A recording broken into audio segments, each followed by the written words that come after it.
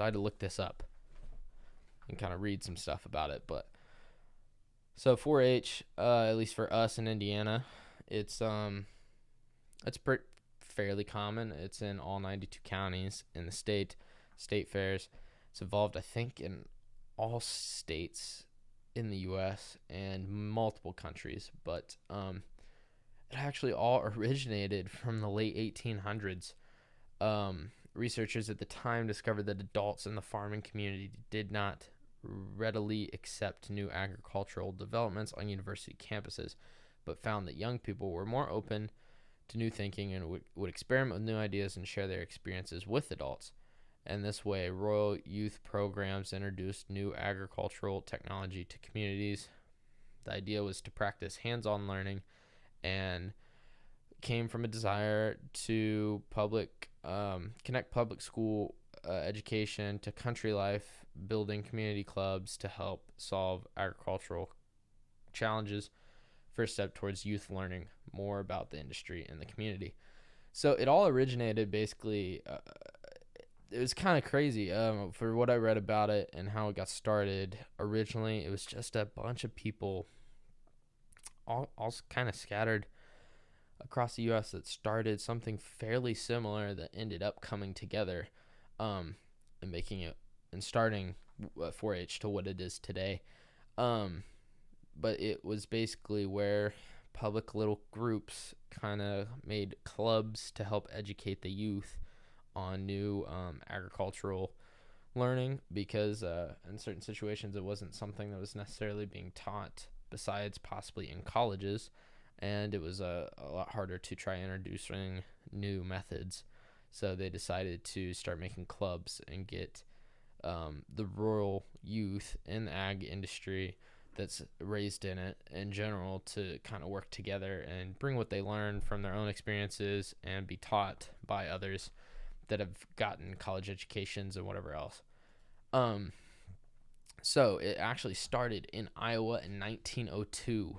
The first major youth clubs were formed by A.B. Graham. Yeah. Started his first youth program in Clark County, Ohio in 1902, which is supposedly the birthplace of 4-H in the United States. And the first club was the Tomato Club, or it could also be the Corn Growing Club, and possibly in Douglas County, Minnesota as well. Started local agricultural after school clubs and fairs that same year, and they developed the clover pin with an H on each leaf in 1910, and by 1912 they were called 4-H clubs. So 4-H, our symbol that's been around for basically since the start, was a clover. I think originally it might have actually been 3 leaves. It might have been 4.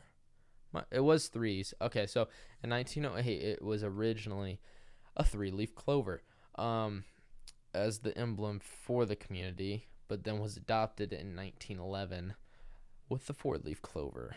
And the 4-leaf clover at the time stood for head, heart, hands, and hustle, which later the last H was changed to mean health. So hands, heart, head, and health are the 4 H's for 4-H, which is pretty interesting. I didn't realize hustle was one of them, but it gets the job done, I guess, when you're starting a new organization. You don't totally know what the name and the meaning is going to be, but it works. I might actually do, once we get through this, I might do the 4-H. I might do the 4-H pledge for you guys. So in 1913, Michigan had its first ever state corn growing competition.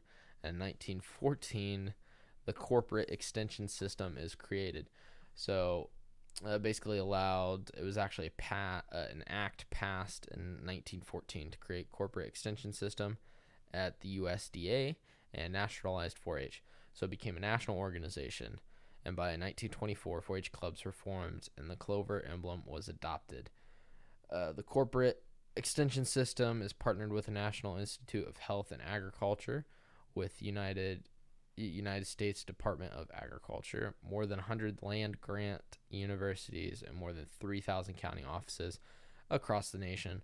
Corporate extension combines and expertise the resources from the federal, state, and local governments, and designed to meet the needs for research, knowledge, and educational programs. So it was about 1914 when stuff started to kind of change to how I know it today, where each county has their own headquarters and offices for 4-H, and then it has a level kind of like a state government almost, where you have a county level, state level, and even a national level once you get so high up in there. So that it was officially formed there, and in the 1920s that's when they started it, and it was patented. The 4-H clover was patented in 1924, which is pretty cool. I mean, it's changed so many times, and obviously it's adapted over the years.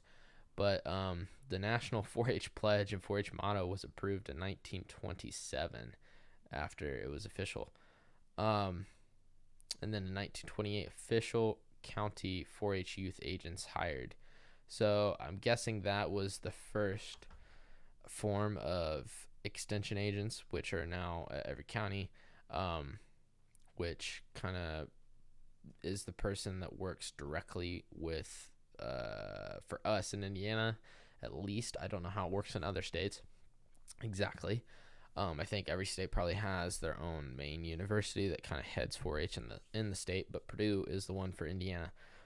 So basically, Purdue hires extension agents to run and basically help organize the 4-H events in each county. So they kind of do their own thing, and they work for 4-H itself.